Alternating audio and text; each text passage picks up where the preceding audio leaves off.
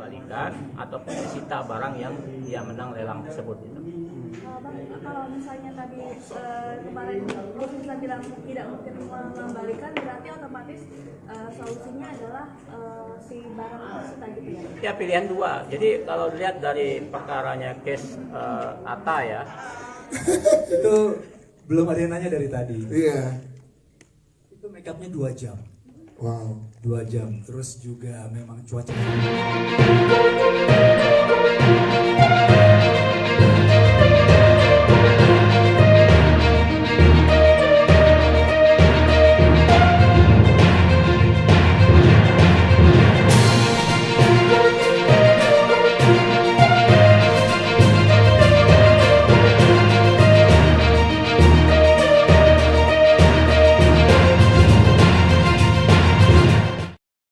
Selamat siang Tribuners, jumpa lagi bersama dengan saya Kusuma Syaifah dalam tayangan berita selebritis di Tribun Lampung. Kami akan menyajikan informasi menarik dan terupdate seputar selebritis tanah air untuk Anda.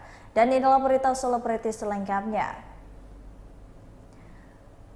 Cerita singkat proses dari pernikahan Peggy Melati Sukma dan juga Reza Abdul Jabbar. Peggy Melati Sukma mengisahkan prosesnya dengan singkat soal prosesi pernikahan dengan pendakwah asal Indonesia di Selandia Baru, Reza Abdul Jabbar. Peggy Melati Sukma dan suaminya tak pernah melakukan pertemuan sebelumnya baik secara virtual ataupun langsung. Keduanya merasa selaras karena memiliki tujuan agama yang sama. Keduanya sama-sama meletakkan hidup mereka di atas kitab suci. Sejak Syekh Reza mengutarakan keinginannya untuk menikah, hanya hitungan hari hingga keduanya halal. Setelah mengutarakan keinginannya menikah, Reza Abdul Jabbar langsung berkomunikasi dengan keluarga Peggy. Peggy dan Reza pun sholat dan memantapkan kehendaknya dan kemudian keduanya sepakat untuk menikah. Berikut wawancara bersama dengan Peggy Melati Sukma. Ya, semua dalam hitungan hari. Lalu kami istikharah, memohon Allah memantapkan dan Allah mantapkan. Maka Syekh berangkat ya, datang ke Indonesia. Teteh juga pulang karena waktu itu Teteh sedang dalam rangkaian safari dakwah. Bertemu di bandara, 2 jam kemudian kami halal. Tapi mengenalnya karena dakwah itu berarti ya Teh? Ya saling mengetahui dari ritme dakwah kami masing-masing. Tapi kalau ketemu atau udah ngobrol berlama-lama atau ada orang yang mau mengenalkan alhamdulillah semuanya Allah yang atur. Nggak ada pertemuan di Teh, mungkin dalam berumah tangga kayak ada perdebatan sedikit ya Teh, mungkin kan jadi pacarannya pas setelah menikah gitu Teh. Nggak ada dong, kan kita mengembalikan semuanya di atas ilmu, di atas Quran dan Sunnah. Jadi di antara kami tidak ada perdebatan. Kalaupun ada satu dan lain hal yang kami diskusikan, lalu kami langsung cari rujukannya. Dan ketemu rujukannya, kita berdua sama-sama sepakat mengikuti rujukan itu kepada Quran dan Sunnah. Udah selesai urusannya. Nggak ada yang kayak kaget dengan sikap satu sama lain ya Teh? Alhamdulillah, karena fokusnya kan udah sama ya. Fokusnya bukan me atau you, fokusnya bukan aku atau dirinya, tapi fokus kita berdua bagaimana betul-betul membangun rumah tangga di atas Quran dan Sunnah, bagaimana rumah tangga ini menjadi mesin dakwah, bagaimana anak-anak bisa menjadi generasi penerus Islam, dan bagaimana kami bisa hidup bersama komunitas yang mudah-mudahan mencintai agama Allah ini. Jadi nggak ada lagi aku dan kamu gitu. Jadi dalam rumah tangga kami nggak ada lagi perdebatan tentang. Berita selanjutnya datang dari Laudia Cynthia Bella yang mengajak Muhammadiyah dan MUI untuk nonton bersama film Buya Hamka. Laudia Cynthia Bella ajak Muhammadiyah dan MUI nonton bersama film Buya Hamka di XX1 Epicentrum pada Sabtu kemarin. Artis berusia 38 tahun itu mengucapkan terima kasih pada Muhammadiyah dan juga MUI yang sudah mendukung film Buya Hamka. Amani Lubis selaku Ketua Bidang Perempuan dan Anak Muda mengaku bangga dengan adanya film Buya Hamka. Ia berharap masyarakat Indonesia menonton film ini karena banyak pesan dan nilai-nilai moral yang terkandung dalam film Buya Hamka. Diketahui film ini secara keseluruhan menceritakan kehidupan Buya Hamka dari kecil hingga merantau ke Pulau Jawa dan menjadi salah satu tokoh berpengaruh untuk bangsa Indonesia hingga ia wafat. Film ini akan tayang di seluruh bioskop Indonesia pada 19 April 2023 mendatang. Berikut wawancara bersama dengan Laudia Cynthia Bella. menyaksikan film ini bersama dengan rekan-rekan di Selama dan masyarakat semua. Saya kira penting film ini ditonton oleh semua bangsa Indonesia karena ada nilai agama di dalamnya, nilai perjuangan, nilai kemerdekaan, nilai pendidikan, sehingga ada nilai seni tentunya. Karena Bianca juga penulis dan aku juga sastrawan. Jadi ini sangat penting untuk ditonton semua. Mudah-mudahan semua 1, 2, 3 sukses. Amin, amin, amin. Dan semua Ibu melihat actingnya Maladia gimana Bu tadi? kayak orang tua beneran. Istri yang soleha, yang memberi dukungan penuh sama perjuangan suaminya. Cocok dengan biasa. Cocok antara istri teladan.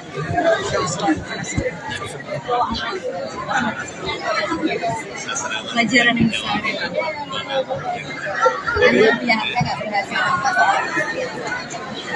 Tidak hanya Bu yang membaca, tapi juga dapat informasi dari Pemda juga, serta kementerian itu seperti apa?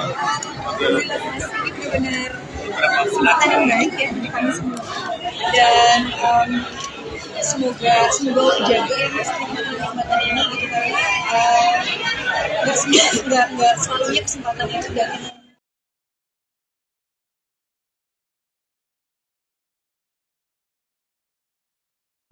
Raffi Ahmad hingga Atta Halilintar ikut terseret kasus robot trading ATG. Ada beberapa artis mulai dari Atta Halilintar hingga Judika yang namanya disebut ikut terseret dalam kasus robot trading ATG atau Auto Trade Gold. Penasaran bagaimana informasi selengkapnya? Diketahui pemilik robot trading ATG yakni Wahyu Kenzo dilaporkan atas tuduhan penipuan berkedok investasi. Dikutip dari salah satu tayangan di YouTube pada Rabu, kuasa hukum dari korban robot trading ATG Zainul Arifin ini memperlihatkan beberapa foto artis yang juga ikut terseret dalam kasus ini. Sejumlah artis seperti Raffi Ahmad, Atta Halilintar hingga Judika pun disebut ikut terseret dalam kasus robot trading ini. Sebelumnya Raffi Ahmad sempat menerima hadiah pemberian Wahyu Kenzo. Tak hanya Raffi Ahmad, terdapat juga mertua Vanessa Angel yakni Haji Faisal yang juga turut terseret. Hal ini lantaran Haji Faisal sempat menerima dana sebesar 400 juta rupiah. Ada pelaku Miftah hingga Dr. Tirta yang menerima sejumlah uang dari hasil melelang barang mereka. Lebih lanjut, Zainul juga menyampaikan bahwa artis Stefan William, Rian The Massive, Judika, dan Atta Halilintar menjadi brand ambassador dari produk milik robot trading ini. Berikut wawancaranya.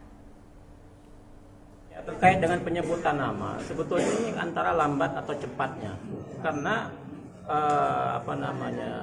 apa ya hal yang kita sampaikan ke mereka itu kan sudah sempat terekspos, sejak tahun 2021. Kalau terkait dengan Gus Miftah, kan dia juga sempat mengekspos yang saya lihat di YouTube ya, tapi saya kurang tahu itu YouTube siapa, tapi saya pernah lihat di YouTube. Dia duduk bareng dengan tersangka WK, dan itu dia jelaskan bahwa WK membeli produk lelang, memenangkan lelang itu. Kemudian terkait Atta Halilintar 2001 juga Atta Halilintar, kemudian Raffi Ahmad dan lain-lain terkait dengan endorse brand ambassador The Legend, itu juga sempat terungkap di media dan mungkin kawan-kawan sebagian meliput itu.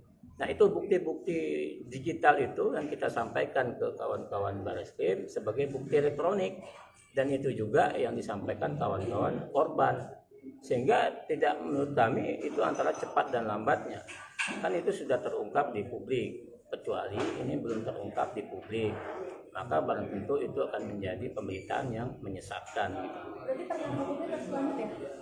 Kalau perkara terkait dengan robot trading ya cepat lanjut. Yang abang kemarin laporin 8 orang ini ke hukum. Terkait dengan melapor public figure, sebetulnya yang kita laporkan itu kan Wahyu Kenzo dan kawan-kawan. Public figure itu yang kita sampaikan ke Barreskrim bahwa ada keterlibatan public figure di dalamnya. Dalam hal ini ada 8 orang public figure. Maka dari itu kita minta Barreskrim atau penyidik untuk menelusuri itu. Nah, maka tetap konsentrasinya ke pokok perkara pidananya, yaitu yang diduga adalah TSKWK ini yang melakukan kejahatan. Ini bagian dari aliran-aliran yang dia lakukan. Gitu. Berarti memang lapornya untuk Wahyu.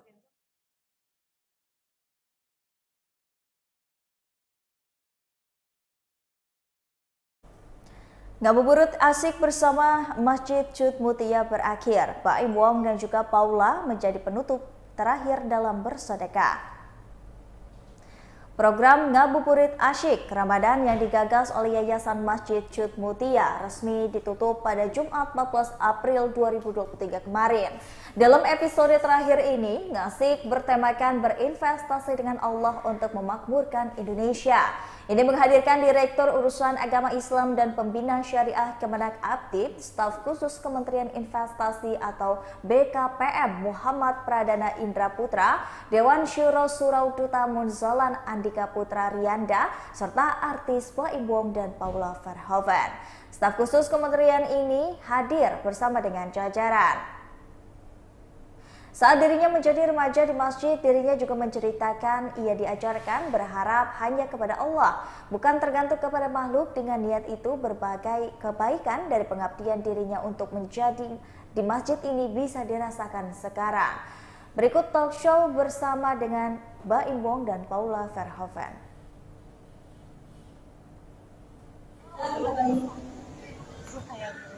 Kalau orang-orang mikir di sini saya nggak apa-apa, saya selalu mengingatkan susah ya kalau kita pembenaran depan manusia itu tidak ada habisnya. Saya itu lupa waktu, biarkan dia aja, istri tahu, keluarga, Allah hukum. Jadi buat saya ketika apapun datang ke saya, pasti saya itu suka diam. Karena buat saya itu mudah-mudahan ya, karena dosa saya dulu banyak sekali. Mudah-mudahan dikikis dosanya. Ketika udah dia sabar, itu aja sih menurut saya. Tapi saya juga nggak mau sama orang-orang itu, biarkan mereka seperti itu, yang akhirnya juga insya Allah mudah-mudahan ya sama-sama ketika kesalahan itu gitu. Tapi dendam itu bahaya karena itu energi negatif yang keluar dari kita ya.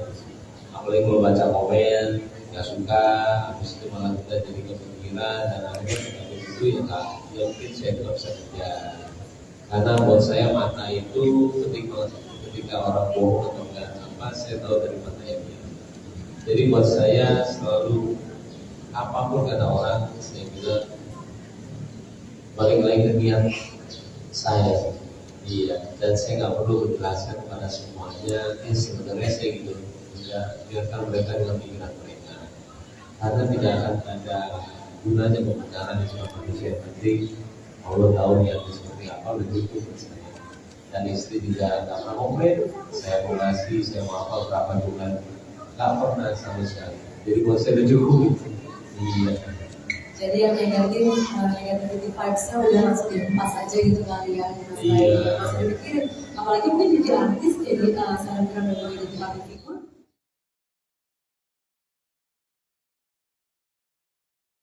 Berita selanjutnya ada cerita dari Dwi Sasono yang menjadi karakter Jin di film dan memakai jaket 8 kg serta make up selama 2 jam. Aktor Dwi Sasono didapuk menjadi karakter Om Jin dalam film Jin dan Jun.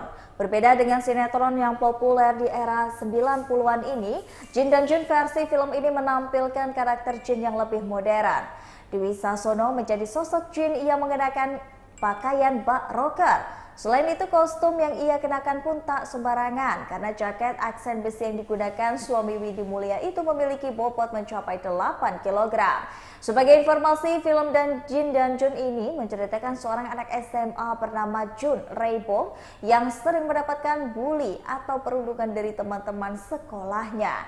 Bagaimana suasana konferensi persnya? Berikut konferensi persnya. Cara cetakan terus pilok aja langsung saya. Rela dari pilok gitu Jangan ya. pas nanti mukanya hancur. Oke. Itu make up. Terus habis itu jaket yang saya pakai itu beratnya 8 kilo. Wow. 8 kilogram. 8 kilogram. Ya, karena sutradara kita Pak Anggi minta pakai besi-besinya yang lancip-lancip itu. Iya. Jadi ya sudah. 8 kilo tuh Mas ya. Wow, perjuangannya. Selesai syuting ini lompatan saya nambah tinggi. Terus muka saya agak putihan kan. Kejaga skincare. Kejaga mataharinya nggak langsung. Nggak langsung, siap. Tepuk tangan dong untuk luar biasa. Tapi sebelum ke Rainbow kita ke ya Mas Agi. Namanya berarti itu tuh ya, kalau ditanya kesulitannya apa, sebenarnya saya memberikan kesulitan ngomongin. Iya. Mas aja. Siap, thank you. Kita sebelum ke Rainbow pernah kita ke Jin yang satu lagi dulu. Mas Cornelius tadi juga ada di sini, Jin jahat. Kalau Mas Dwi perjuangannya seperti itu, kalau Mas Cornelius tadi gimana? Terus ngobrolnya sejauh mana antar Jin untuk ngedalamin? Lu jahat, lu baik, tapi gimana nih ngobrol? Ada konsultasi bersama nih berdua, silakan. Kebetulan gue sama Dwi temenan beneran kan. Iya. Jadi ngobrolnya lebih santai lah. Kita bangun karakternya lebih asik. Kalau dari makeup sama beratnya juga 2 jam. Cuman gak ada jaket untungnya. Tapi parahnya di rambut karena diwarnain kan tadi. Ini gue potong rambut karena rusak. Bener berarti yang Mas Aki bilang. Mas Akinya gak susah, perbaiknya gitu.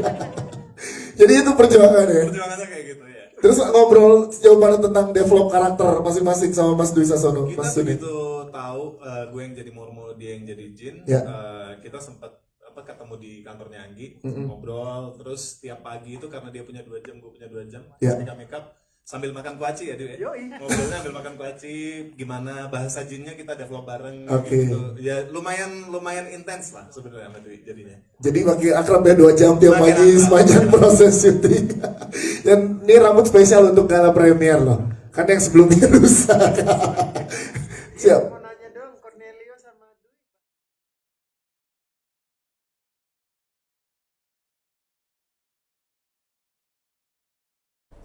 Baiklah Tribuners, setelah tadi berita selebritis di Tribun Lampung bersama dengan saya Kusnula Syaifa.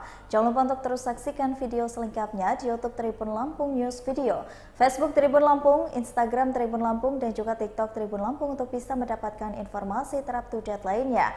Selamat sore dan sampai jumpa.